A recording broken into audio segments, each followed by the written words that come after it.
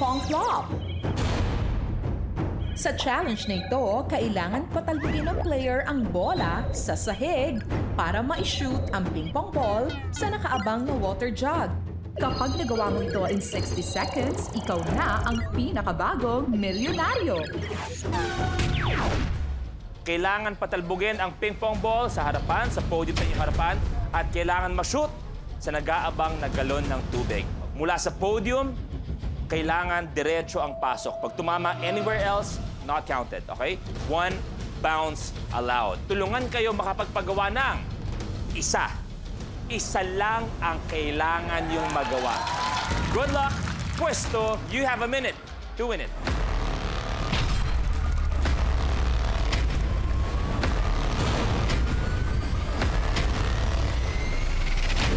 The game begins in 3, 2, 1.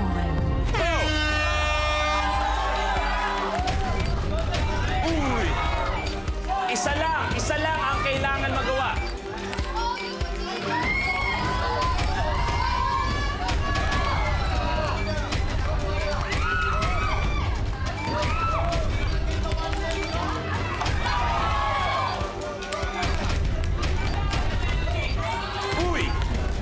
Isa lang!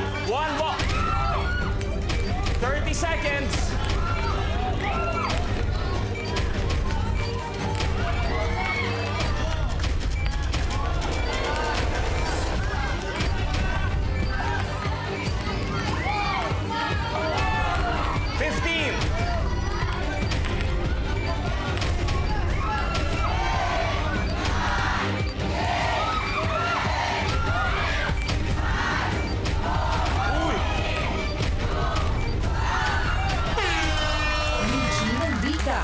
Your game is over. Okay lang yan. You had a few close ones. Wala ang 1 million. Pero ang total niyo pa rin ay 145,000 pesos. Congratulations and cheers sa pagmamahalan yung dalawa. Players, samahan niyo na kami dito.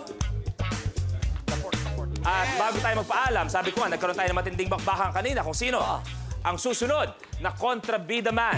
At ang pamilya, yan na, to be awarded by Dante Gulapa. Ayan. Kapamilya, ang nanalo sa kontrabida man, ito po, it's Atay. Atay po. Tay po silang dalawa.